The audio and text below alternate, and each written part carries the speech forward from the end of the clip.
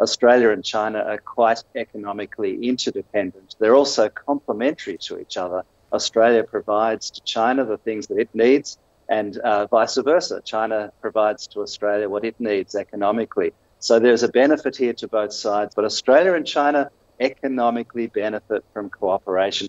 They also economically benefit from the regional architecture of APEC, of RCEP, the ability of the Asia-Pacific region to work together within trade rules and within regional organizations. How do both sides safeguard this very important balance, both economically and diplomatically?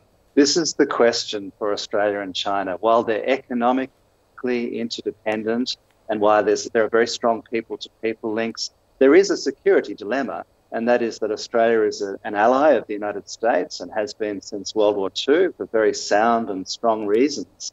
And equally, of course, China has different interests from the United States equally for sound and strong reasons. So there is a dilemma at the heart of the relationship, and Australia and China need to be able to understand each other's needs and imperatives, respect each other, and work together. It is a challenge. It's not easy, and from time to time there will be disputes and misunderstandings.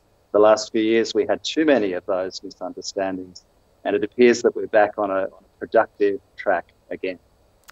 I just wanted to follow up on that and press you on this issue. Do you think Australia has the strategic independence and autonomy to determine what type of relationship it wants with China, free from what others in the region might think and might want Australia to do?